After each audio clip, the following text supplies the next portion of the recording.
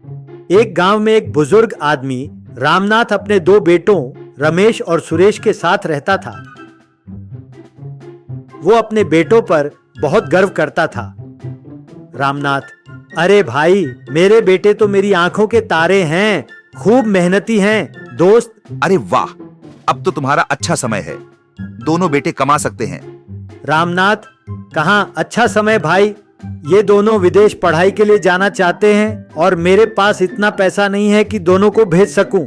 दोस्त, अरे रामनाथ, पहले एक को भेज दे, जब वो सेठ हो जाए तो दूसरे को बुला लेगा, धीरे धीरे काम हो जाएगा। रामनाथ को बात समझ आई। वो घर गया और अपने बेटों को बुलाया। रामनाथ, देखो बेटा, तुम दोनों एक साथ विदेश नहीं जा सकते, पहले एक बेटा जाए फिर दूसरे को बुला ले। क्या कहते हो रमेश? पापा, मैं पहले जाऊंगा, सुरेश खुद जिम्मेदारी ले सकता है, वो अब बच्चा नहीं है। सुरेश, हमेशा मेरे साथ ऐसा क्यों होता है? मैं छोटा हूं तो मेरा हक नहीं। अगर मैं पहले नहीं गया तो मैं ये घर छोड़ दूंगा। दोनों बेटों में बहस होने लगी।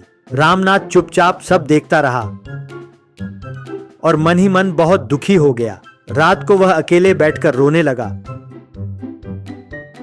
उसी समय उसका एक और दोस्त घर आया। दोस्त, अरे भाई, क्या हुआ, इतना उदास क्यों हो?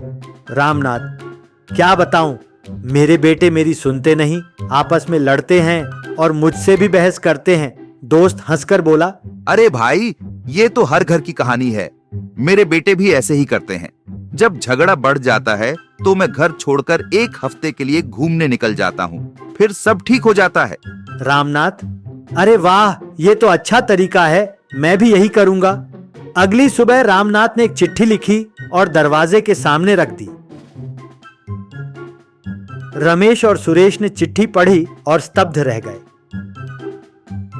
रमेश, सुरेश, हमारे झगड़े की वजह से पिताजी घर छोड़ गए।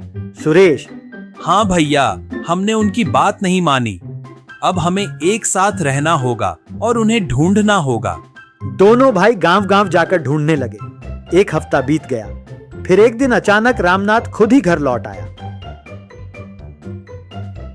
रमेश, पापा माफ कर दो, अब हम कभी नहीं झगड़ेंगे, आप जो कहेंगे हम वही करेंगे। सुरेश, अब हम एक खुशहाल परिवार बनकर रहेंगे। परिवार में एकता सबसे बड़ा धन है। जब आपस में प्रेम और समझदारी हो तभी सच्चा सुख मिलता है।